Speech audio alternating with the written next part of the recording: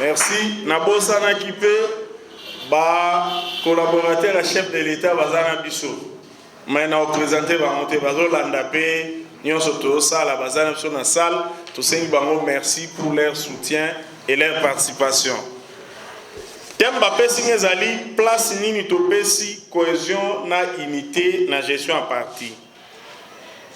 Cohésion na unité, ce qui total on a nenga politique pour nous rencontrer bas détails à bas sémantique et je nous à peu près et le moko, c'est-à-dire bon moko ou permettre biso to avancer.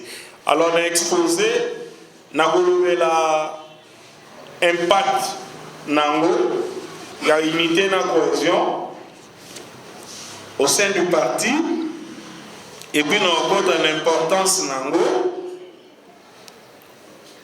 Donc vous continuez dans point C, comment développer la cohésion et l'unité. Et tout ce kana batex IDP c'est lobbying par rapport à cohésion et l'unité. Enfin conclusion, tu retenir nini pour la population.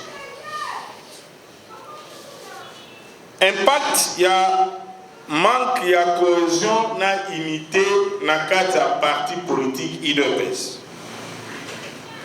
Impact à l'imbozo, conséquences ou négatives, les alliés, place au moment où les alliés, dynamique et cause à la tête pour permettre Makambu et avancer. Bah, conflit répété et faire perdre la temps à l'organisation, et puis, et ça, objet à démotivation et à membres, on y bat lembi pour que soit l'élégi.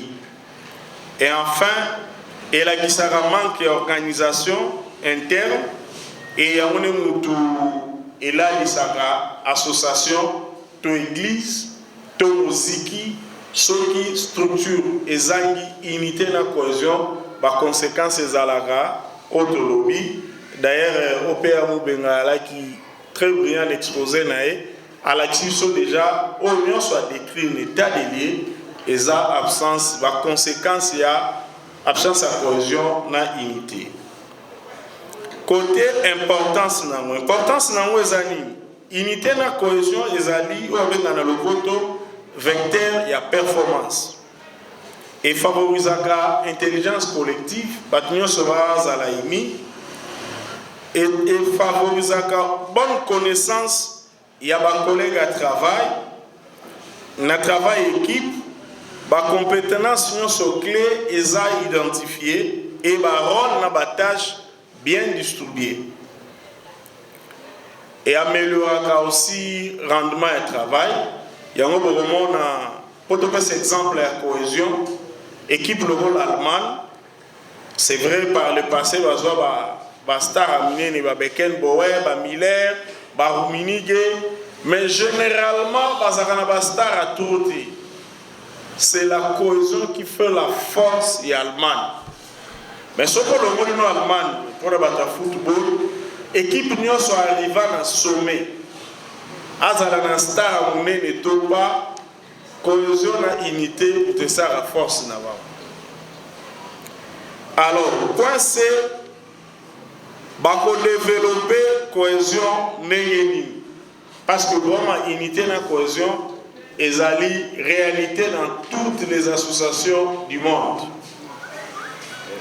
Un homme d'État français, Aloubaraboui, habille les dirigeants d'un parti politique, doit être un père de famille et un chef d'équipe. Alors, il doit diriger parti politique. Il faut la premier critère, père de famille, deuxième critère, chef d'équipe. Pourquoi père de famille? Bissono Sotoza a géré à Mabota na Bisso, Toza n'a pas statut, mais c'est le bon sens. Aux autres idées, ce que tu dis que mon bout n'a pas intérêt à l'ibotana. Voilà là où va s'engager na muto va ouvrir mon konza parti politique. Babia Zala na mutema ya père de famille et Azala chef d'équipe. Pourquoi faire dans la perte des familles?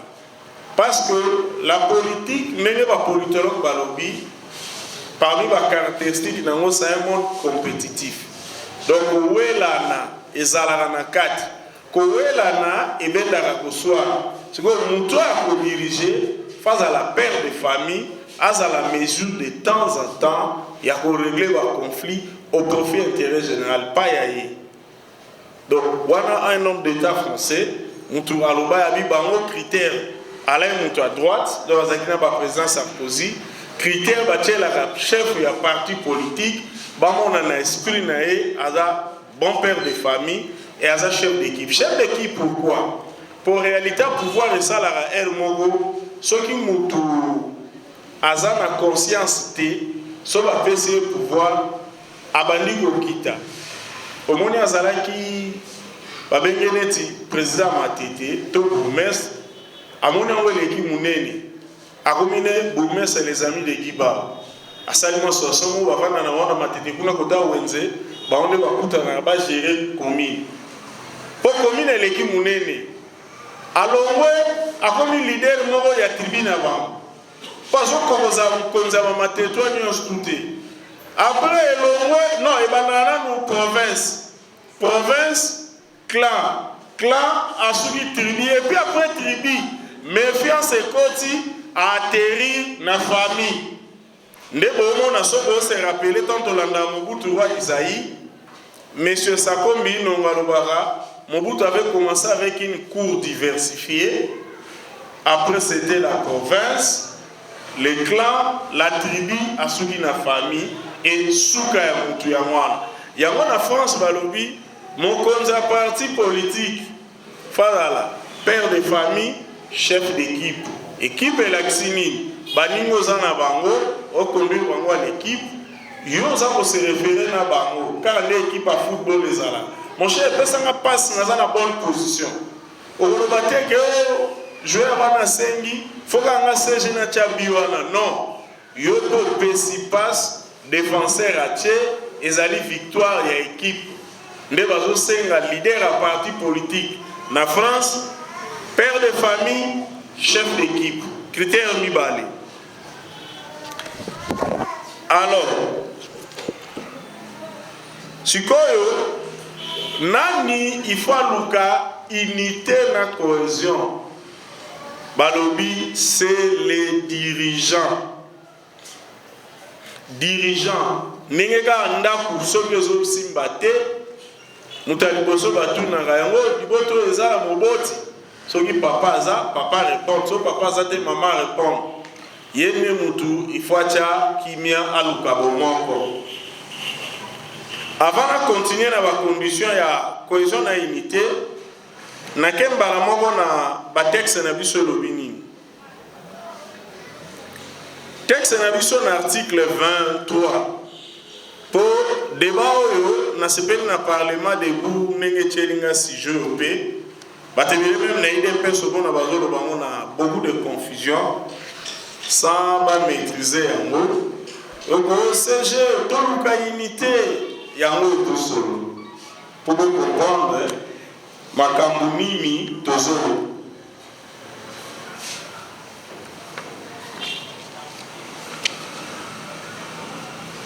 Bon, excusez, nous avons besoin de statut pour les pédagogie mon batozo sala. Boye bagaso qui tozu problème, to lukaramibe ko lobini avant de avancer et que la pédagogie mon quoi malamu et ko aider biso partout to évoluer dans l'association to se référer à texte, ezala na église, ezala na ba famille, ba club, nyonso to ba texte d'ailleurs na négocié la semaine passée. Nazolanda musicien moko Blaise Boula ba la débat à Sekoda bazala moi ba problème kuna sur le droit d'auteur batuni mambanga lobi oh mais faut autant un statut avec ce statut on se total bien comment les musiciens ba attend na manière à comprendre ba les système donc ceux qui ba musiciens bazo sengango a fortiori ba politique. Batex a été fait le par rapport à l'unité. Article 23, premier alinéa. Le président du parti est le symbole de l'unité du de ce président et parti, président et association, président et club, président et ceci.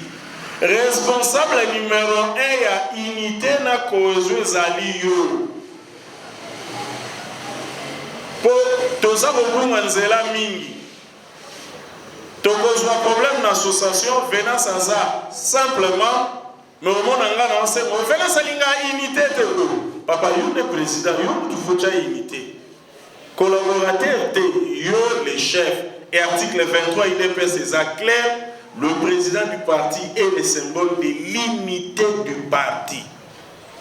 Donc, au moment où un président, homme d'État français, le président, il faut la père de famille, chef d'équipe. Maintenant, la statut national article 23, première alinéa, pour alinéa, le président du parti est le symbole de l'unité du parti. Disposition autorisée dans sauf que la Constitution de la République, pour définir le président de la République. Le président de la République est le symbole de l'unité de la nation. C'est-à-dire que nous avons fait une division de Congolais, contrairement au biso tout le monde en a parti. Pour être allé à moi, nous avons fait un exercice simple et magnifique. Tout le monde a compris valeur. Union, quel est son état? Démocratie, quel est son état? Progrès social, quel est son état? Voilà, union. Toute une unité. Et responsable de l'unité, c'est le président du parti. Voilà un statut, nous te consacré. Donc, chef ou président du parti, tout président du pays, Azana Moussala Missa Touté Yaliboso, à part pour incarner l'unité et l'association à se diriger. To continuer. Pour tout l'accès parmi Bambeba Moussou, Tozo Zaranango, Tobunga Mingi, mais ça va makamuna lobato, même pendant le débat dans le congrès, le président Félix, Tozo Ngela Souba Pango. Aujourd'hui, article 28, il y a statut. Article 1 épaissi par critères à nomination et par cadre. Difficulté tous ça nango, tu respecteras pas la disposition statutaire. Tout ça là bas sentiment. Article 1 l'obini.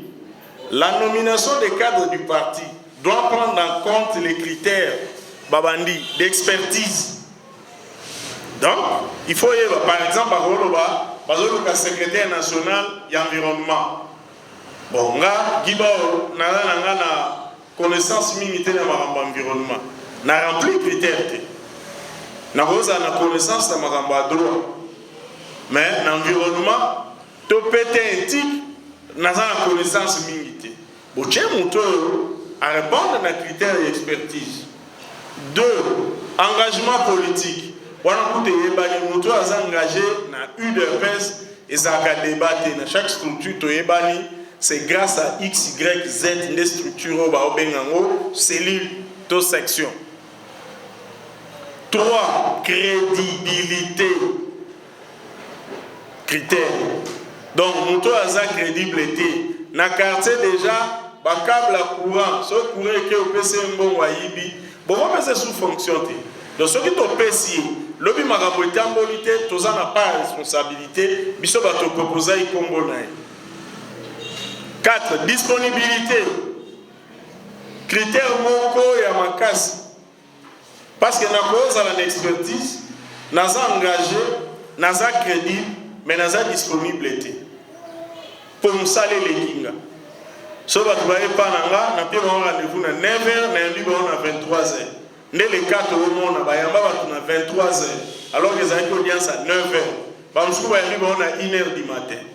Mais malgré ça, on a préféré critiquer, nous avons à 9h, à 9h10.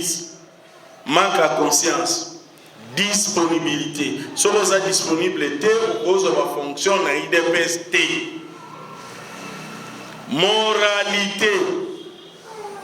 Vous avez sa fonction, na passé na téléphone à opéra Moubenga et Bungara na matete, Giba Moutaïba Kiam. Boya bien, mais vous naïba ba téléphone même ballon naïba bino ba minéré pour vous pousser pour vous ça la confiance vous devez assumer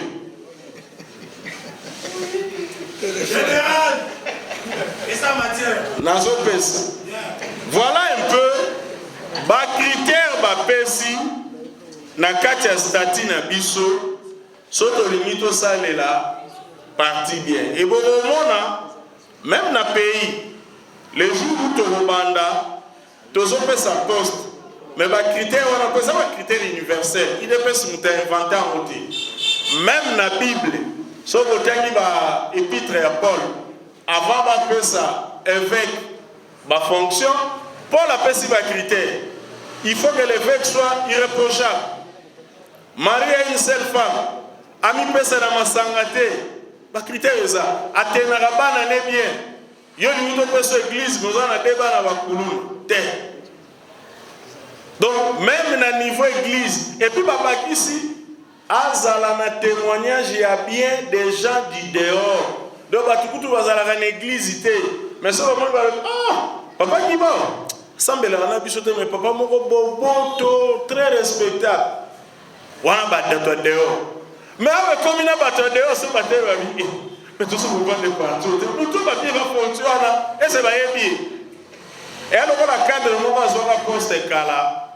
Alors moi le pe na parti. Na kutana na mwana ya petit frère dans son neveu. Naka tunga lobi père. Est-ce que père allait que on peut ba poste. Boyé vraiment bien. Au vu que tu as nommé la famille de l'ali na osika. Ngabi pona ba vantir la sala na famille, c'est que nous vivre dans ma case na ile pêche. Donc les gens du dehors, basé na témoignage à ma benaï, sa propre famille. Alors plus sont développés sur la fonction pourquoi? Ba passer bazawa, ba confirmer biloko na besoin na bépite la Paul. Et qui mingai.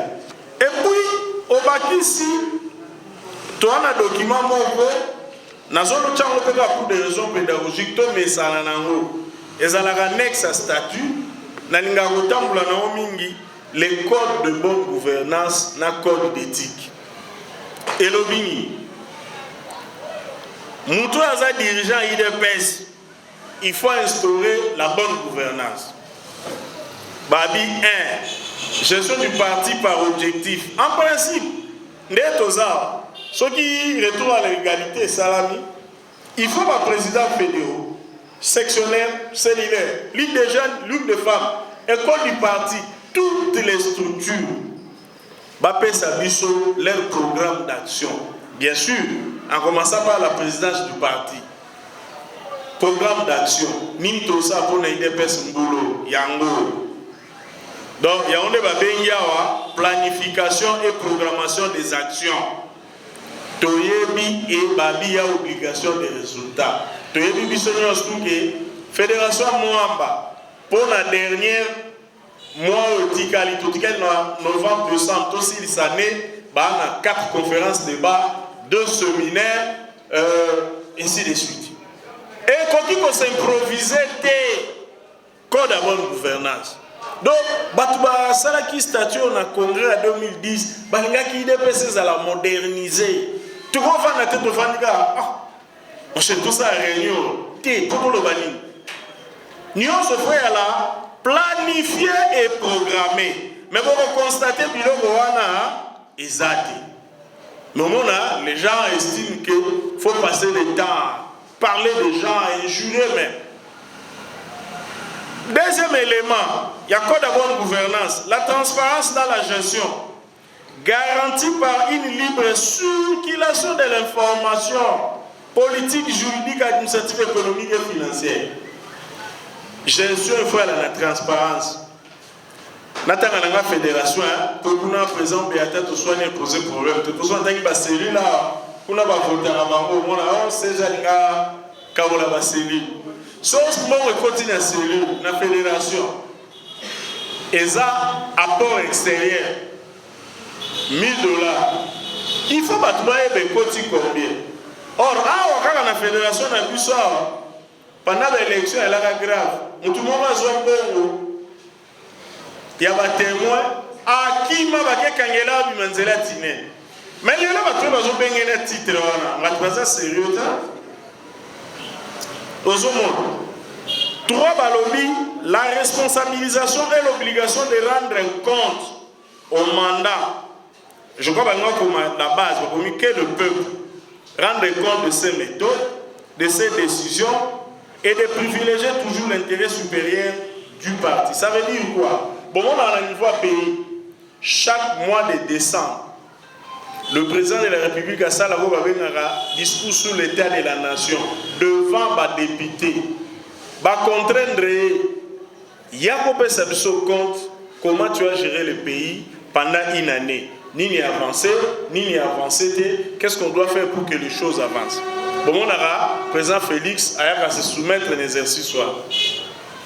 Il y a un compte. Quatrième point, acceptation de l'évaluation, du contrôle, de l'audit de ces décisions. Oh, des points graves. Sauf que tu ne respectes pas la hiérarchie. Toi, tu n'as pas. Tu as année. Carte zawap. Tu as combien de sombaki et que wapi. Beaucoup de conflits. On est niveau européen retour le bas. Donc, même le débat contradictoire est comme infraction. Pour point OEO, il y a évaluation et contrôle, balingité. Même par réunion publique, Sangwa lobi asili, misa masili, bogene na wowoto. Bopanzani, ngai sango mokonzi, na koti mwa na cure. Mutaro tu na ngate monsieur le curé, ma bonne kota est comment, c'est pas votre problème. Voilà, et alors que Awa, tous dans la partie politique, nous tous, nous sommes censés être actionnaires et entreprises qui dépêchent. Donc, il faut qu'il y ait bonne marche. Mais malheureusement, des actionnaires, ou trois, basali tout, s'accaparer un groupe, une minorité, va estimer que Bazan a raison. Mais heureusement, il y a une prise de conscience. Donc, voilà un peu les 5 points. Code de bonne gouvernance. Et puis, tous un code éthique et rappeler que principe à liberté, égalité, solidarité, comportement intègre, fraternel, respectueux des autres membres du parti. Papa, tu as respecté. Papa, où il a fondé partout, a Koufi, a sacrifié toute sa vie, sa liberté, les lots, pour cadre, tu as accéléré dans le pouvoir, manque éthique, manque d'éducation. Tu as l'embatté côté il y a mauvaise éducation. Il faut respecter. Mais pour pas comprendre, il faut élever parmi nous, du pays responsable. Ce n'est pas parce que Guiba a une facilité à occuper son emploi ou comme esclave. Bon, on a salabiso après sa vie. Tout ça pour m'assumer chaque jour, chaque heure.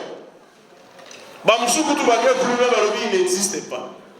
Abominable. Si nous laissons en vie, dans le dernier coup de sifflet, bon, si vous avez respecté Biso, et nous estimons que nous ne méritons aucun respect. L'association des actionnaires, on a responsabilité na Biso moko. Si on a na lobby makambu texte lobby, mais pour que nous ayons unité, nous avons démontré il faut motoisa numéro 1, c'est au niveau de nous dirigeants, de changer le comportement. En faisant quoi? 1. Il faut vendre d'abord ensemble. Te rappeler raison d'être, il y a eu de peste. Te rappeler ma valeur, il y a eu de peste. Te rassembler autour d'un projet commun. Et nous pouvons nous organiser.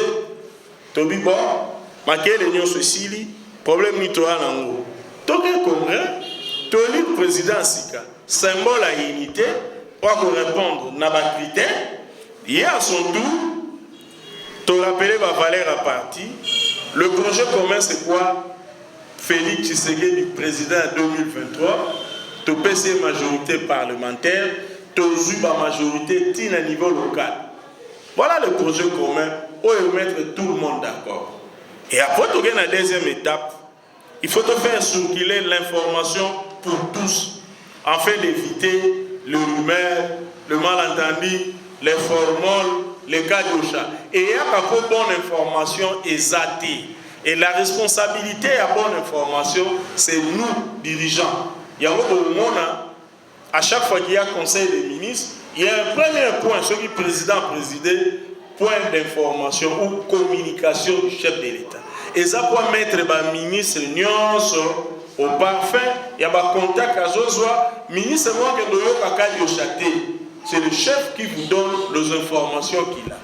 Néanmoins, sur les premiers ministres, il met point d'information, le premier ministre communique l'activité au Sali, au Sala, pour le bien et la communauté. Ensuite, en troisième lieu, on responsabilise les collaborateurs, on implique dans la stratégie pour tout réussir. Il y a un moment dans le conseil des ministres, le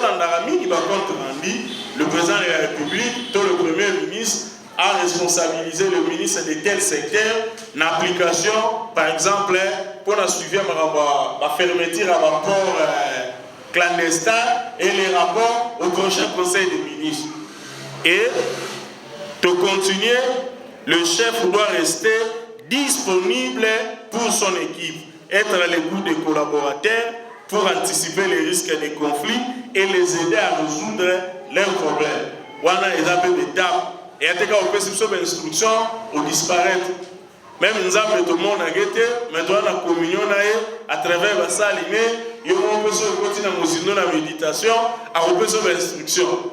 Alors, si vous êtes créatif ou kaka, sauf tout le monde a eu, et comme Makambu, Bamsouaya Nambongo, et ça une conscience, il y a eu un moutou, aux victimes à Bilo Koran. Bisous, nous avons déjà franchi. Tant qu'on va créer l'IDPS, notre père fondateur, tous les enseignements, tous les places dans le sang.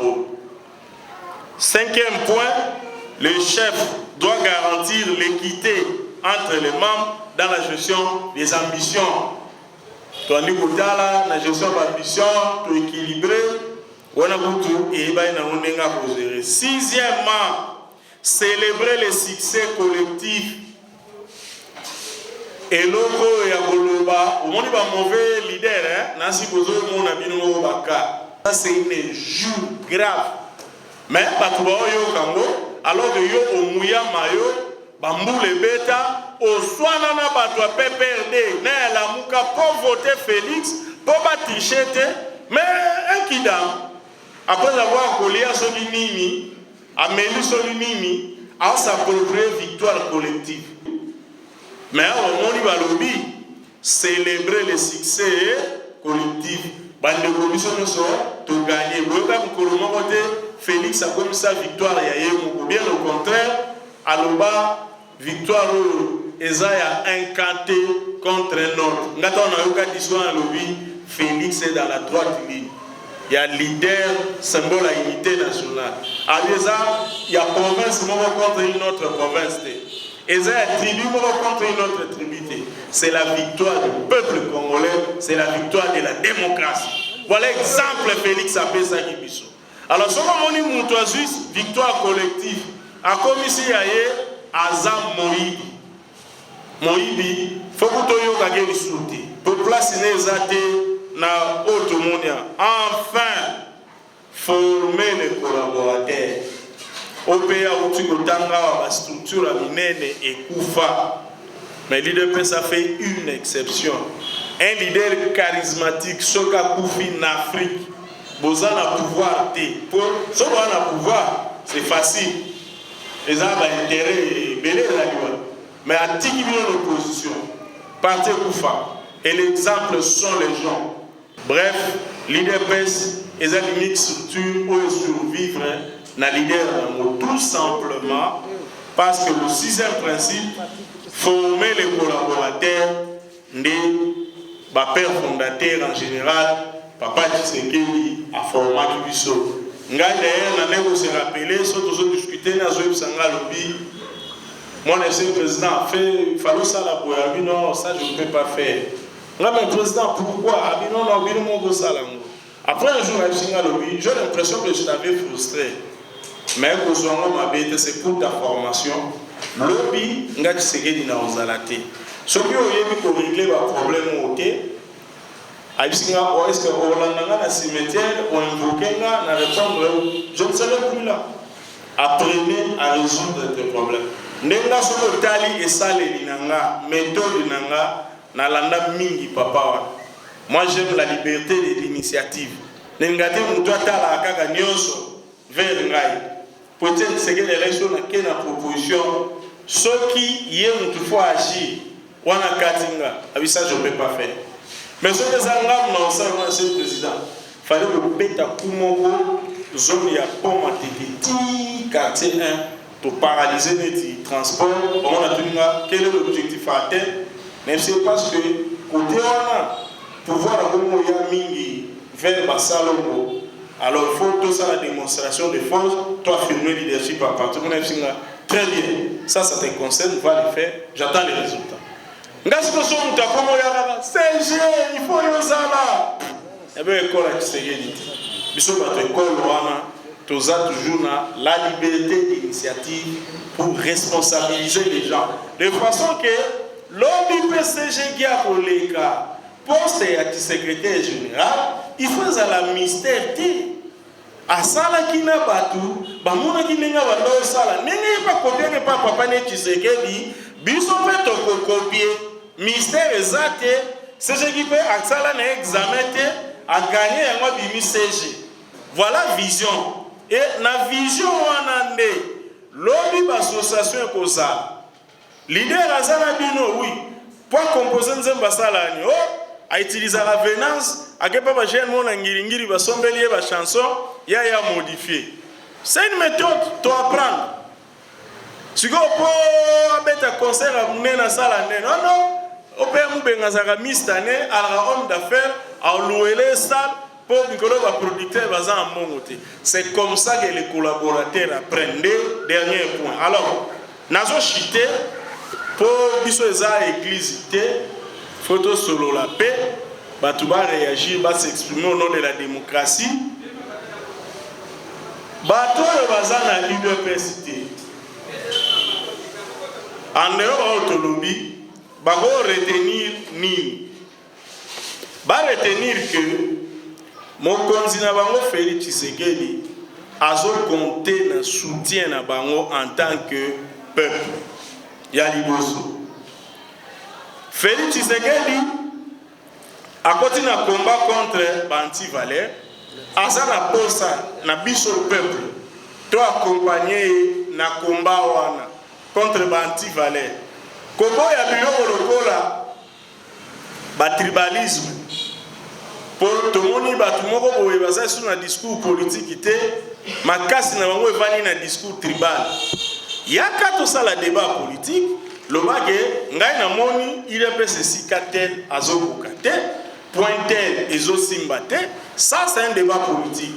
Mais ce que vous bandit, ah, moni, biso bande kona biso, to se retrouver et comme écoute un niveau na batu ya ba église. Bakomo kota na débat wana o biso boyeba longola ki président du parlement est-ce que moni Équateur se retrouve bandeko tribalisme le régionalisme et bongi samboka mon côté par contre Fatou Beton azan posa na biso a posé acte de gratuité ba bénéficiaires ezamba na nyonso bazana âge de scolarité on va vous qu'une école privée ba bénéficiaire ya gratuité.